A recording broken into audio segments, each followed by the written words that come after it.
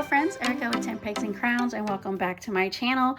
Thank you for joining me today as I bring you along as I journal through the I Am Faith Note series from Open Journey. Today we are going to be journaling through Revelations 21 verse 6, which says, "And he said to me, it is done. I am the Alpha and Omega, the beginning and the end." And so I wanted to make sure that the Alpha and the Omega from the Alpha stamp from Open Journey stood out, as well as the I Am from the, I guess, Do You Love Me, or the I Am stamp set. This is actually one of my favorite stamp sets. I've used it a ton.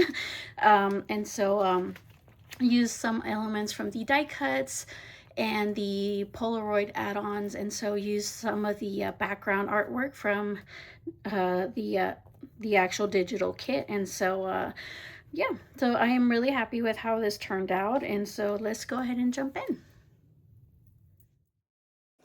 Okay, friends, so you're gonna have to excuse me. I totally forgot that I did not do the voiceover for the process video.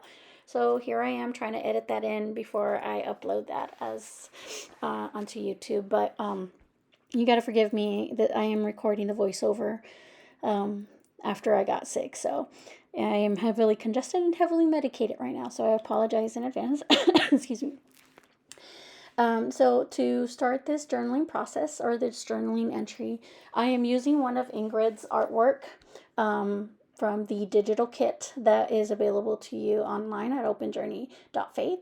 This is for the kit-specific I Am Faith Notes series, the background file, I think it was. Excuse me. And the way that I have adhere some of her background pages to my journaling Bible has varied throughout the seasons. However, I find that this has worked the best, and that is to adhere or apply some of the craft glue, stick glue, close to the inseam of the spine, as close as I can get it, and then insert the page, and then work in chunks to adhere the page, and kind of like in sections. I find that this way gives me the smoothest transition, or the smoothest glue down of the journaling page or the artwork that I want to apply. It gives me, again, the smoothest transition.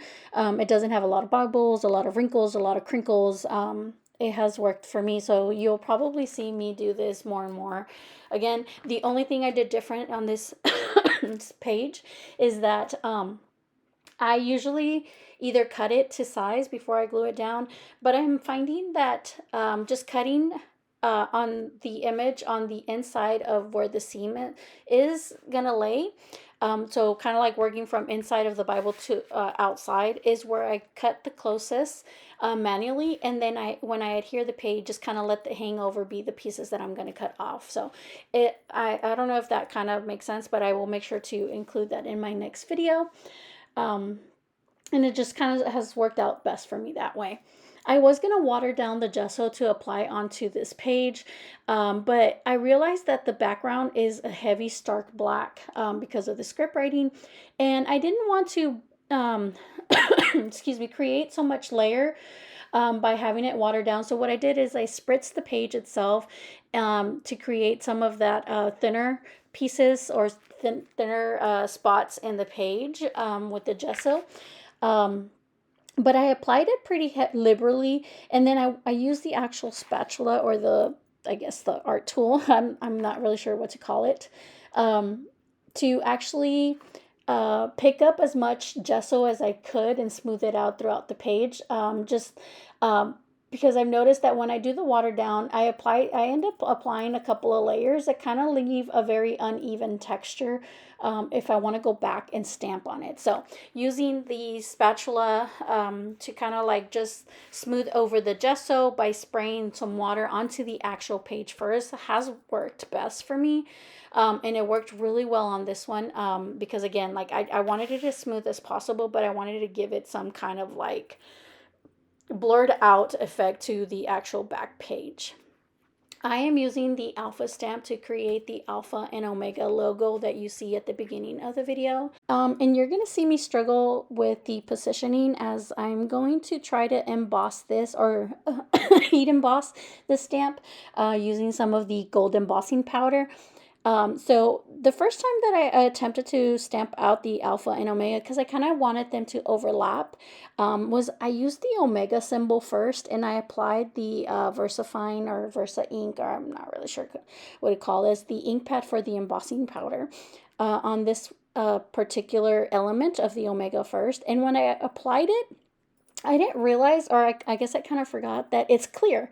So then I go and I try to apply the A for the alpha, and right here, you're going to see me struggle. I'm like, where did the omega go? I was having such a hard time finding it in the light. And then I was like, oh, there it is. And then when I went to try to stamp, I was like, oh, well, I lost it again. And so I just stamped randomly. Then I noticed that the letter A kind of left like a residue of an ink, which didn't really bother me because I knew I was going to emboss it. And so I used the letter A element as a guide since I knew I wasn't going to see the omega. But at least being able to see the A gave me a visual or a reference of where to actually stamp next. I was actually going to edit that out, but I figured that you could probably see that and learn from my mistake. So one thing that you can do is stamp the element that you want first. And then I went ahead and used the embossing powder on here so that you can see how off I was, just kind of like, as a reference. But you may want to stamp the first element with a little bit of ink, then do like kind of wipe it off to be able to do the placement as well. So I am now going to go ahead and apply some heat to the I guess the logo or the image that I created. I am using a dry brush to kind of swipe away any of the excess embossing powder because I don't care that I don't want it to mess up the actual image that I want. So applying some of the heat to solidify, I guess, the embossing powder. And then I'm going to go ahead and fuzzy cut around the image. What you see me do here is I have had the tendency of trying to grab the image right away after heat embossing or applying heat to the embossing powder, and I've tended to smear my images. So you'll see me from here on out usually give it a little wave or wave it with the fan to make sure it cools down so that I can easily grab it and not smear all that hard work of stamping and embossing and applying heat. So that's just what you saw me do. I am using a spring-loaded scissors, or not spring-loaded, a springed scissors from scrapbook.com. The letter A, I was going to leave it like that, but for some reason it bothered me today. So I use an X-Acto knife to try to cut inside of the A and kind of get that little blank piece that, doesn't have any, just the blank space that the letter A creates in the middle of the A. And so that I use the X-Acto knife to kind of get in there in the middle. I am using one of the images from the Polaroid add-on kits. I'm using the image of Jesus at the table since I was referencing the omega. I wanted an image of God or of Jesus to be the central focal point of this image or this journaling page. Since I am using browns, I wanted to use a lot of greenery to kind of make the actual gold and the image of Jesus the Jesus Polaroid image stand out. I do have that little half wreath that I took out. When I am taking out elements out of the die cuts that I want to use, I don't always end up using every single one of those pieces. I just take out what I feel looks like can go with the page at that moment.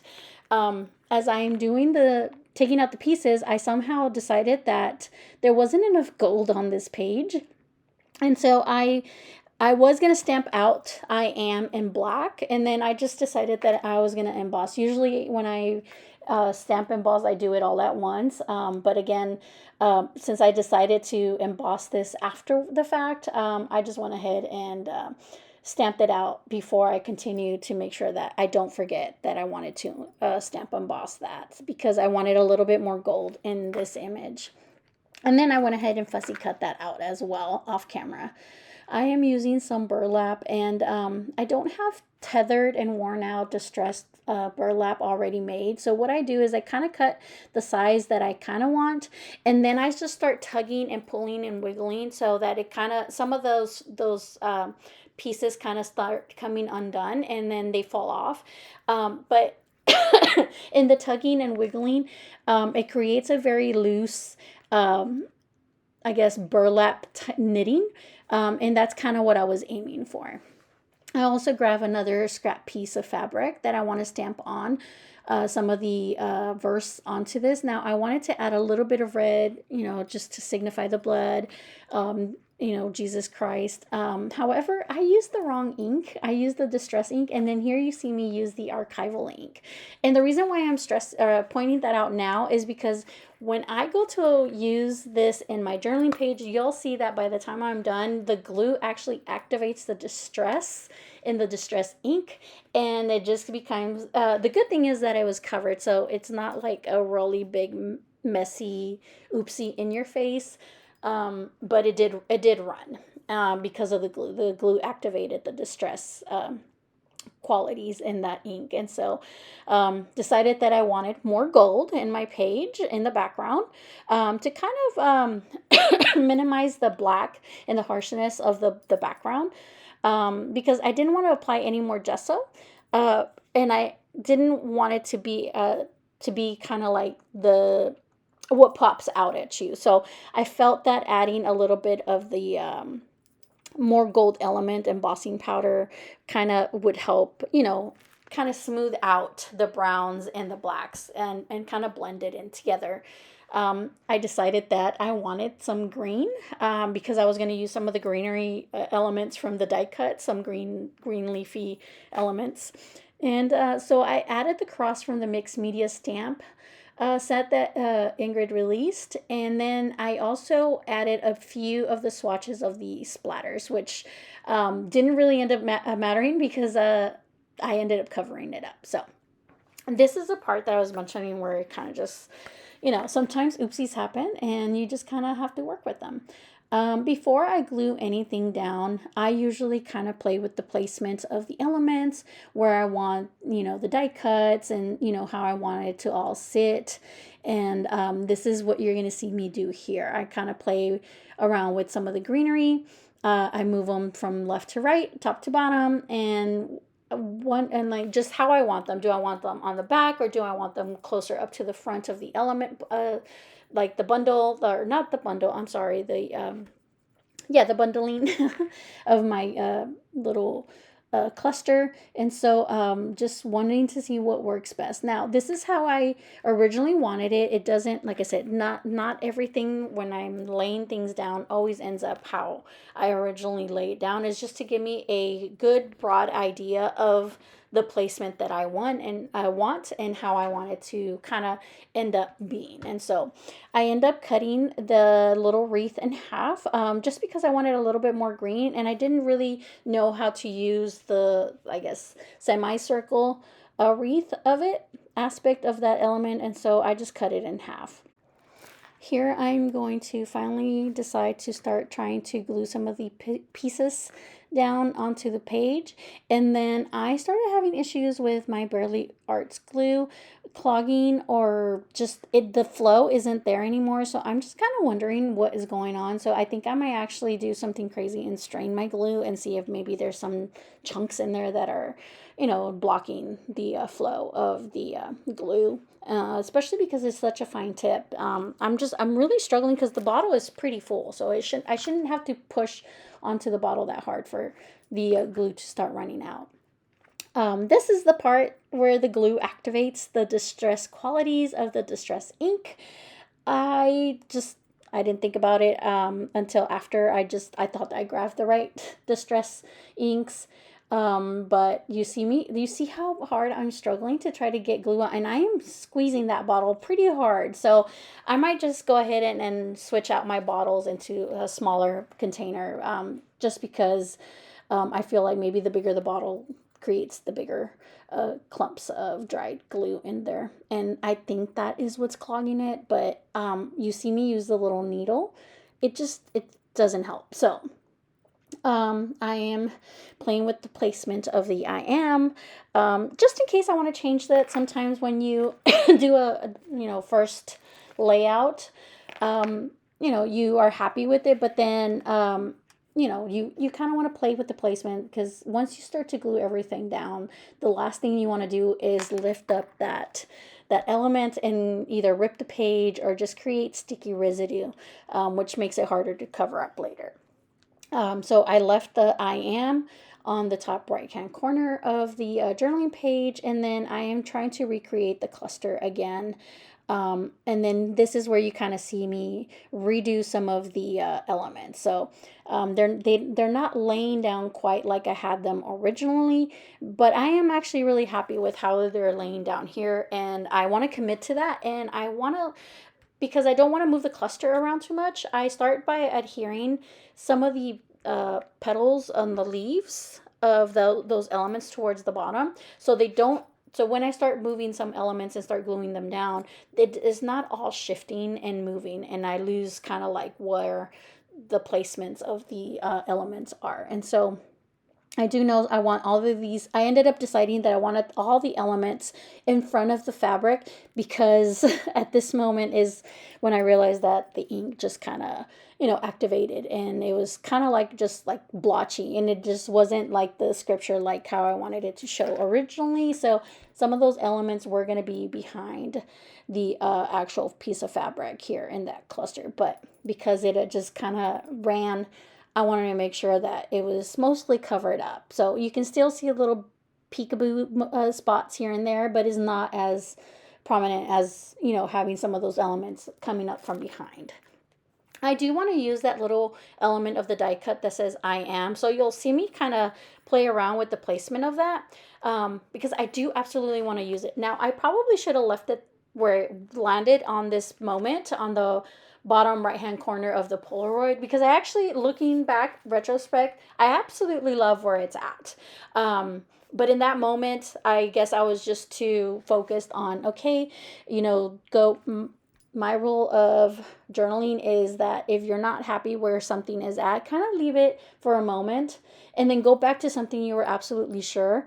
And so I know that I want the I am element on the top right hand corner, and so I wanted it elevated. So I decided to work through and add the foam adhesive to the back so that it's kind of like a raised, popped off of the page element. And so I wanted to also add a little bit of a thread onto the this element, kind of, the alpha and omega, the blood and the hem of his garments. I'm not sure why that kind of popped into my head. Maybe it was the worship song I was listening to on journaling.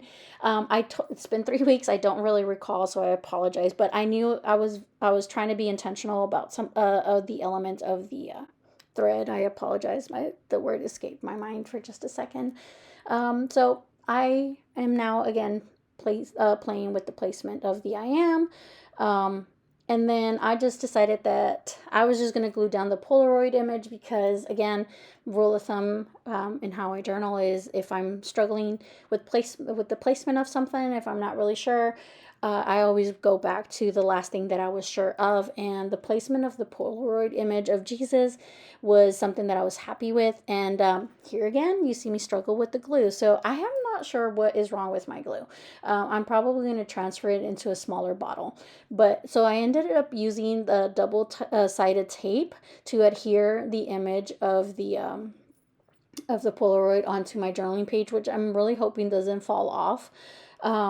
Not that I've actually had issues with the double-sided tape falling off of my journaling pages, but I have been told that, eventually it loses the stickiness to it. So I did adhere a bit of the double-sided tape onto some of the leaf parts of that die cut, just because I wanted to make sure that it laid flat onto the page. I'm trying to continue to try to use this glue bottle, but again, it's not that there's something stuck in there. It just won't flow. like it used to. Maybe I just need to changed out the tip. I'm not sure, but um, I'm not sure what to do. So I am adhering the edges of the Polaroid with the Burley Glue Arts, just to make sure that nothing lifts off the corner and nothing, because sometimes when you tug at images or open the pages, things tend to catch and tear. And so I just want to make sure that it doesn't. And I'm also very picky when it comes to some of the journaling elements that I use. I want to make sure that if they're supposed to lay down flat, that they're completely adhered to the page, that there's nothing like raised up in the corners, and that everything lays down, as one. And so I decided I wanted the alpha and omega part of the stickers. I guess it's not even a sticker, it's the embossing that I used, raised up from that cluster. Originally I did not think that I had wanted to do that,